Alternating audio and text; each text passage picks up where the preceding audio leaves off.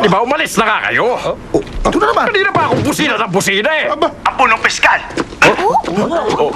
Palihan si Congressman ngayon na! Ang dapat ninyong gawin, kumuha kayo ng abogado at dali sa korte ang kaso nyo at lumayas na kayo rito. Nakakatulog ka ba sa ginawa mo? Ipinakulong mo ang taong inosente. Anong sigaw natin? Congressman Kim!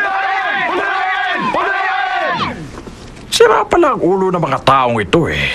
Ha? Iginulong yung congressman nyo dahil tumanggap siya ng suhol. Kayo naman nagpapagamit para mag-rally sa City Hall. Hoy, security! Palayasin nyo nga sila lahat. Anong palayasin? Anong akala mo sa akin mga basura, ha? Makikita mo! Pwede ba? Para patala. Kainin mo yung putik na yan! Tatandaan ko yung pagmumukha mo. Tahas ang pag-atake sa isang public official ang ginagawa nyo yan. Ano, opisyal ka dyan? Mas marumi ka pa sa putik eh!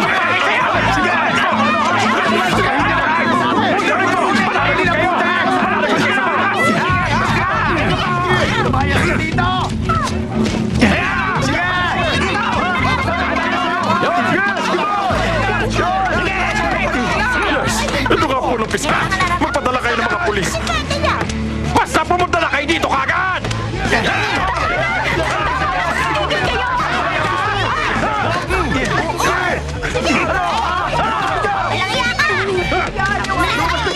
Pika pa sa kanila! Ang bilis. Laban! Sumagot kayo! Hello? Hello? Teka, bakit nyo ba kailangan gawin ng ganito? Ikaw pala, Miss Maureen. Hindi nyo kailangan maging marahas, Diyos ko! Maaari naman pag-usapan to! Ay nako, wala ka namang alam sa usaping ito. Huwag ka na makailangan bumalik ka na sa trabaho mo. Kahit maganda ang intensyon nyo, basta ginamitan na ng dahas, mawawalan niya ng saysay. Pinangako ni Congressman na magtatayo siya ng mga pabrika nang mawala na yung mga lamok sa amin. Ngayon, imposible na yan. Mga lamok baka mo?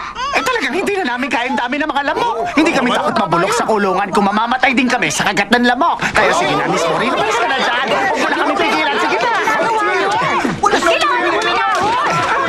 Sige, patahin nyo lang. Ayos ka lang ba? Sobra na itong mga taong to, ha? Tigil! Magsitigil kayong lahat!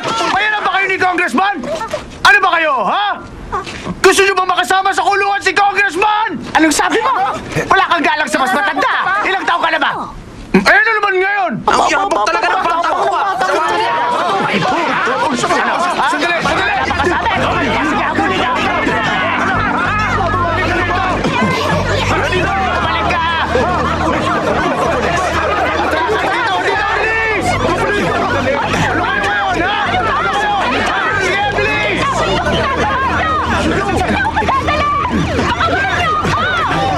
Kunin!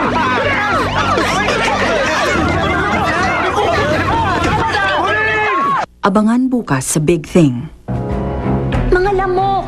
Hindi sila nagrarally para kay Congressman Kim, kundi dahil sa mga lamok. Totoo palang mga lamok ang problema nila eh. Tigilan mo na nga yung kalokohan mo. Sinabi na hindi si Congressman ang pinoprotektahan nila, kundi yung kalusugan nila laban sa lamok. Ano pong tingin niyo kung gawin nating kandidato si Miss Maureen? Ano?